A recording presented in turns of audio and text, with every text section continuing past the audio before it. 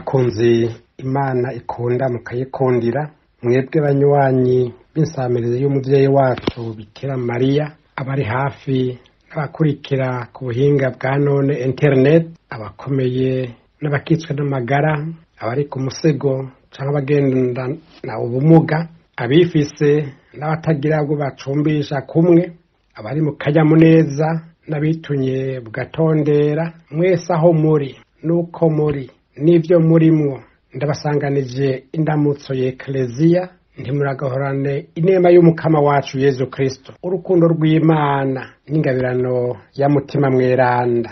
Kaze mwese dusangire ingaburo y'umutima, duhakurire ku rutoke, turire ku rutaro, dutamire twongere dutamure, kuko ntidutamikwa. Ijambo ry'Imana yo kuri uyu munsi wa mbere wo mu ndwi igira 12 yo mu mwaka kandi utagaburika na kabiri. Ngaha aho tuvoma iryo jambo, nanone ngo umugabo ahimba amazi ayivomeye, nawe uronsa akaryo uzurasoma wisubiriza. Igisomwa ca mbere cashwabuwe mu gitabo c'amamuko kigabanije 12 kuva ku karongo ka mbere gushika ku karongo k'icenda. Izaburi ni Izaburi ya 33. Inkuru nziza nayo ni iyanditswe na Matayo mweranda, kigabane c'indwi guhera ku karongo ka mbere gushika ku karongo ka gatanu. Yaga Mukama umusavyi wawe aguteze yompe.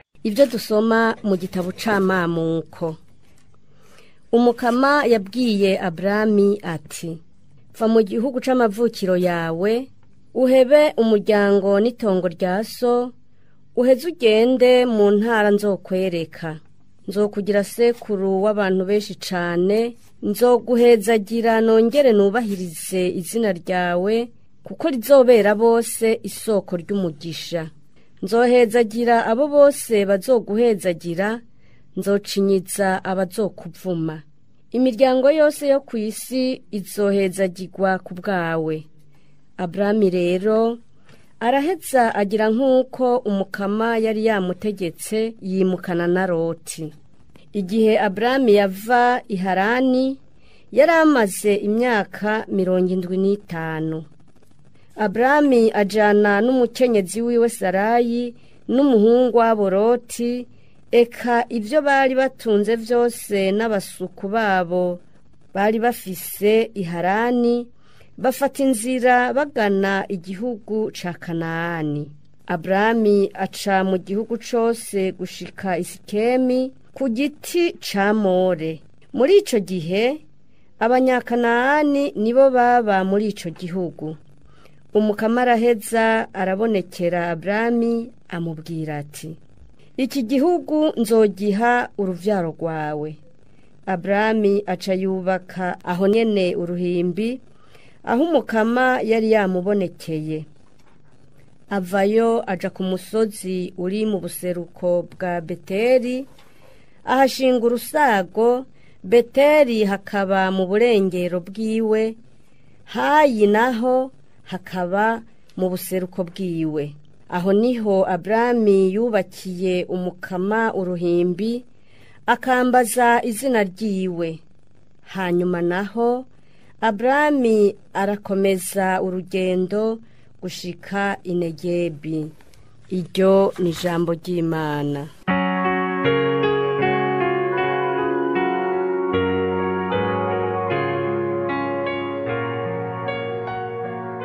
Hahiriwe intara y'Imana. Hahiriwe intara y'Imana. Hahiriwe intara yamwironkeye kw'Imana. Hahiriwe intara wenyene yitoreye kw'iragi. Umukama ahangama mw'ijuru akaraba abana b'abantu bose. Hahiriwe intara y'Imana. Ijisho ry'umukama rihora ku bamwubaha, kubizeye urukundo abafitiye, kugira ngo abasimbishe icobo abakiza amapfa. Hahiriwe intara y'Imana. Umutima wacu witeze umukama, niwe mahungiro yacu, niwe nkinzo yacu. Mukama, tworose urukundo rwawe, kuko ari wewe twama twizigiye. Hahiriwe intara y'Imana.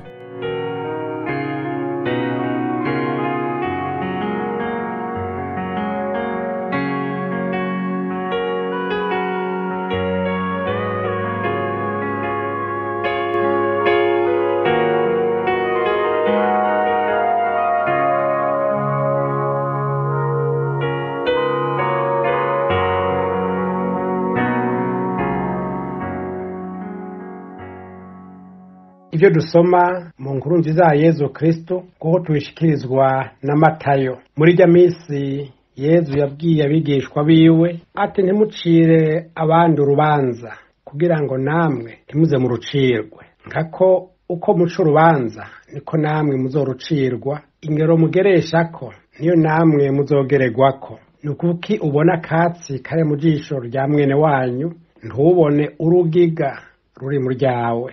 Canke bishoboka bite ko ubwira mwene wanyu uti hinge ndagukure akatsi mu jisho, kandi mu jisho ryawe nawe harimo urugiga? Wamwiyorobetsi, banza ukure urugiga mu jisho ryawe, niho wobona neza ugashobora gukura akatsi mu jisho rya mwene wanyu. Twakirane urweze, dushimagize kandi dutere impundu inkuru nziza ya Kristo.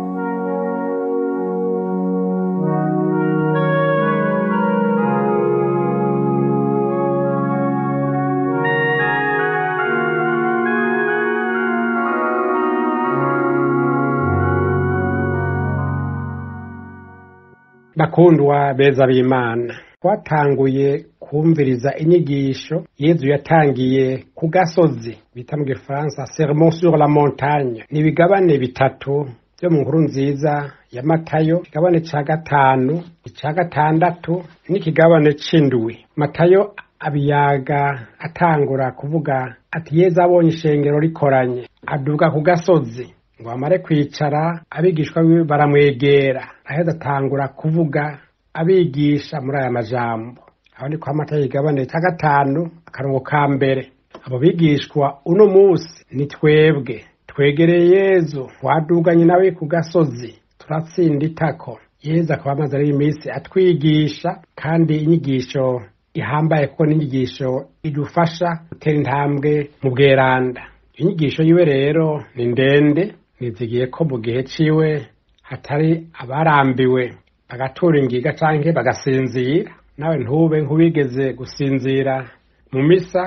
Patiri ariko arasigura, sinzi ingene yazanzamutse, yumva patiri avuze ati nabe hasi, nawe acarahaguruka. Bose batwengera rimwe, baratangara abazi igituma batwenze. Bamubwira bati patiri yaravuze ati umuntu ari ngaha azi ko aroga canke atanga ishano nave hasi, nawe urahaguruka. Uyu muntu niyo abatanyitse, ngira ngo n'ubu araciruka. Nawe rero naho utoba warasinziriye canke ngo usamare, haraho kubura utategereye neza itsitso n'ijambo remezo ry'inyigisho. Iryo jambo niryo twasomewe kwa kabiri uheze, aho Yezu yavuga atomora neza ati mweho rero nimube beranda nk'uko so wanyu wo mw'ijuru ari mweranda. Ushatse uravyisomera winovore. Ni kwa Matayo nyene ikigabane ca gatanu akarongo ka 48.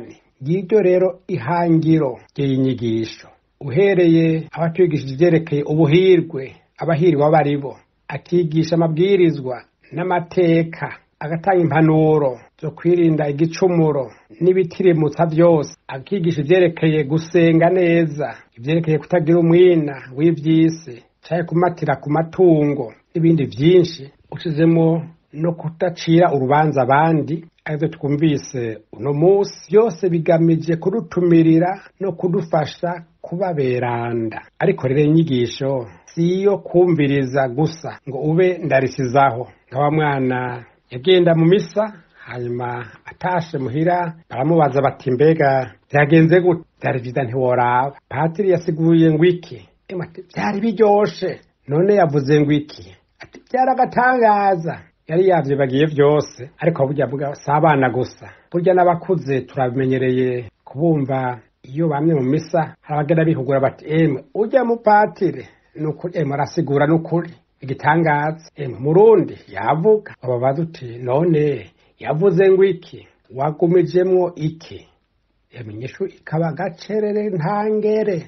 Inyigisho rero niyo gushira mu ngiro. Niho Yezu mbere wenyene ayisozera avuga amajambo ati uyumviriza amajambo mvuze. Na amajambo ari muri rero ivyo bigabane bitatu vyose. Unashatswe naharura ni uturongo 111, 111 verse. Atuyumviriza akashira mu ngiro. Asa n'umuntu yubatse inzu yiwe ku rutare. Atuyumviriza nawe ntayakore.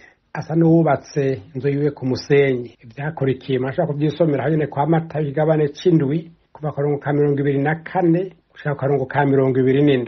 Matayo rero yegeranije ayo majambo, niwe asozera atavuga ati Yesu ahejeje kuvuga ayo majambo, ishengero rica risigara ririkugura inyigisho Yesu yatanze. Ubu rero iryo shengero turireke tuzi wacu, weho bite jeho bite, umwe wese yiroreshe ko ayo majambo adufasha kuba beranda.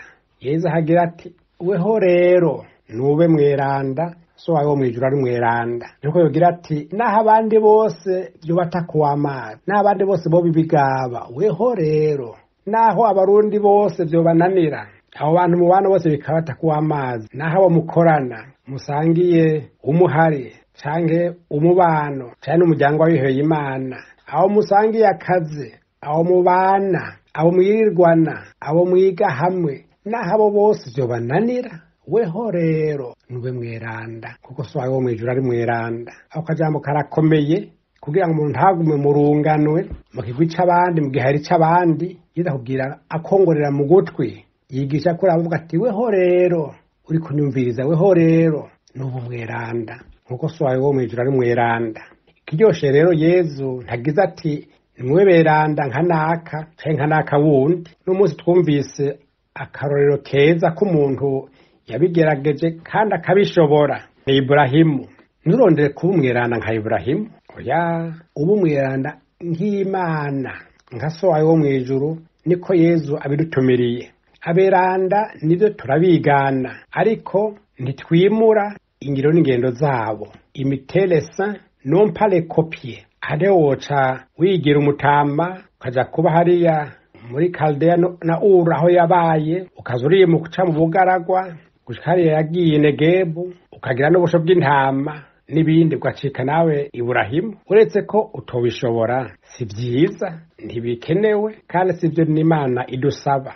Wewe akira ayo majambo y'Imana aho nyene uri, uyakire ubu mu gihe urimwo, igihe ca none. Nabwe bw'intu yakira ubu, uwo n'ubuzima bugoye, ibintu biba bizimba, ugasanga ubukene bwiyongera, aho uri ingorane ntawe zibuze, usanga kenshi ukomye uyu ararira uwundi akarira, ariko aho nyene ubwenge ijambo ry'Imana ukumeze, aho ubwenge bwawe bugera, ubutunzi n'ubushobozi bwawe bugera. Nturote kuba ngo mu Bugarire, mu Buyude hari ibintu vya hariya kure, eka aho ugatumba nyene uri, aho mu quartier yawe ubamwo, niho ubweranda bwawe ubucira, niho uzoburonkera muri abo nyene mu bana, nawe no muri ubwo butumwa nyene ushinzwe, nawe ukazi ukora. Nturondere ubweranda bwo mu kirere nyaguhoraho. Uno munsi dushimangire kuri iri jambo ryo kutabona ko uwundi ari we mubi. Benshi kenshi dukunda kwidoga ati abakuru nibo babi, nibatugirira ibi na biriya, baraturiye, baradutwara nabi, cyangwa ukagira uti naka niwe mubi, niwe atanga ishano, niwe agira ibiturire, niwe aboregwa, ntasenga n'ibindi vyinshi. Hera ku rugiga rw'ubugaba bwawe, amagara make yawe n'utunenge twawe, niho uzotera intambwe mu bweranda. Basokuru barayamaze ngo uratunga urutoke naka, umenye ko izo wagonze zikuraba, kandi ngo intimenya niyo ntinegura. Ubona ko abandi bongeye ko bati amagara y'uwundi aryohera umugera.